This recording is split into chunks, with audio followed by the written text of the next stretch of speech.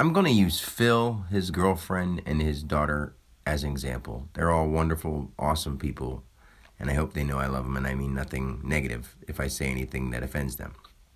But I want to use them as an example because let's say me and Phil used to work on music a lot, and let's say that we started going out and working on music again, or just with all the tons of stuff that I have to come out.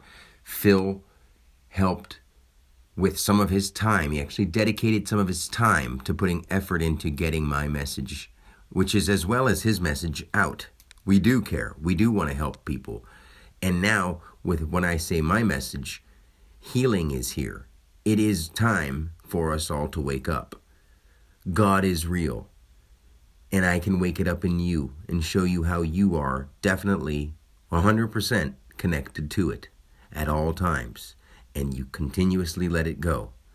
Now let me use their daughter as an example, because with Phil, if he was allowed to come out with me, and I say allowed because once you start dating and once you have kids, people pull this whole, I have kids now and I have to, be there all the time and with the daughter because, I got to give my girlfriend time too. And now she's pregnant again. I have another kid on the way. So that's going to be even more of a burden on me. That's in your head. It's not going to be more of a burden on you.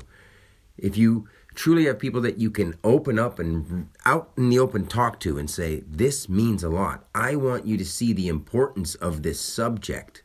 This will affect you. This will affect our kids. This will affect the world. And in an even more major effect, our kids' futures in the long run, permanently. And it will give them the chance to actually do something with their own free will, on their own accord. And they'll be able to do the true things that every parent wants for their kids, to live the kind of life that never seemed possible. And it's so great. And we can give that to them. We can't do it if we keep putting our effort into what we thought we were supposed to do. She's got a job and she doesn't want to get done with work and come home and just be by herself without, her guy and be with just her daughter all the time. And I get that. But it doesn't mean she can't do it sometimes. It's not like I don't know what I mean, because I myself have 6 kids, and I was with all of them while they were at their young ages, up till about 4, except for my daughter, the youngest, and Leo, the youngest with the second girl. But I had interactions with them from then on, and they still have a bond with me. So therefore, that's something I can say as a reference. I understand what it's like to have kids, and I understand that you want to be there as much as you can.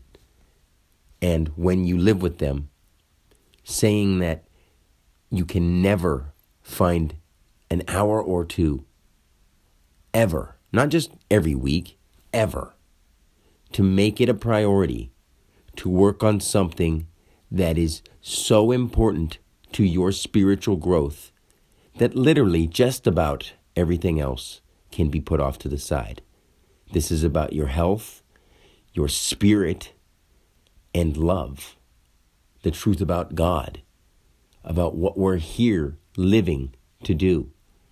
So back to the example. Like, let's say Wesleyan is sitting here playing on the floor with her toys. Both of them are in the room with her. At some moments, they're in her head too, because she's paying attention to them. So her attention is on them. In her personal mind, they're in her mind with her. So they're in her head too. When they're watching TV or a YouTube video or doing something out in the kitchen, and she's just sort of playing around on the floor or walking around doing whatever, her mind is always on. When she's learning how to potty by herself in the room and she's looking up at the ceiling and the light and the fan in the bathroom or something like that, she's still on. She's alone in her head. When she goes to lay down in bed and you leave and she sits there and her mind wanders, or they leave, and her mind wanders off, she's alone. She's alone in her head. And if she's in a room full of people and they're all looking at her, depending on which one she notices by eye contact and which one she knows personally, she's in her head. And some of them are too. And she's in some of theirs. And she's not in some of theirs. and she's more in one than the other. And her parents may be somewhere way off in the distance with them, with her in their heads. That's how it always works. And if you can really grasp and embrace that kind of idea with you and all your personal circumstances, you'll see what I mean, that you are always alone inside your head.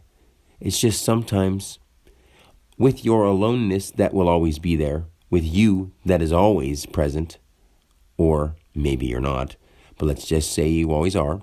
And if you are always there present, one way or another, you're there. Whoever comes there or is in your thought space with you has joined you, yet you're still alone because they're alone in their head. You're just joining their attention crowd, and they're joining your attention crowd for the moment. And that's where you can interact and make differences. This is where you have to say how you truly feel.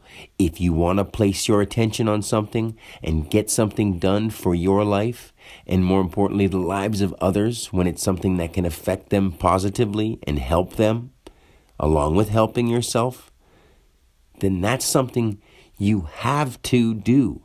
You can't just say, I'm too busy because I don't want this person to be mad at me, because, I can't just let them to do it by themselves, because you know damn well you'll be there most of the time.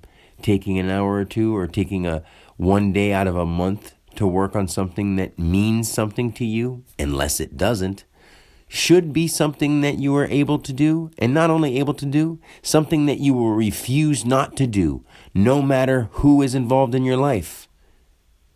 When I lived with at one time, 4 kids and a wife, I was already starting to work back on music because I said there's no chance that I can let this go. And then it increased and got to happen more after my divorce and everything. But that wasn't because I wasn't going to work on it. That was because now I had time. That before, when I thought, I have to be here every moment. I have to be here because if I'm not here, no one will be here for them. Well, now I realized that they were always alone in their heads, and they were alone with me in their mind sometimes. And other times, I'm not even there, and I may be in their head. And other times when I am there, I'm still not in their head because they're distracted. And I see that in everyone. Now, I used Phil, his girlfriend, and their daughter as an example just because I see that kind of stuff, and he stopped working with me once they had a daughter and once he was really involved in his relationship. And I get it, but at the same time, I don't get it. And I can see past the fact that it really isn't as big of a deal as people make it. If they broke up and something forbidden, I don't want anything like that to happen. So I'm just saying, if something bad were to happen, their daughter would still be alive and she'd be okay, and they'd be all in their own heads alone. Sometimes they'd be around each other. Sometimes they might be in each other's heads in negative ways. They might work things out. They might get along for the daughter. Anything can happen. So making up a predetermined thing of, I've got to do this because, if I don't, she'll get mad. Or now that I have another one on the way, it's going to be even more hard to do anything. It's going to be more difficult. Thinking that is predetermining the future in a way that you think you can't change. But you already made it that way. So you have to realize that making yourself apply yourself is one of the most important things you'll ever do in your life. If you always say, I can't because this person might, or I can't because I'll be late, or I can't because of my job, then you'll always be held back, and it'll actually be your own fault.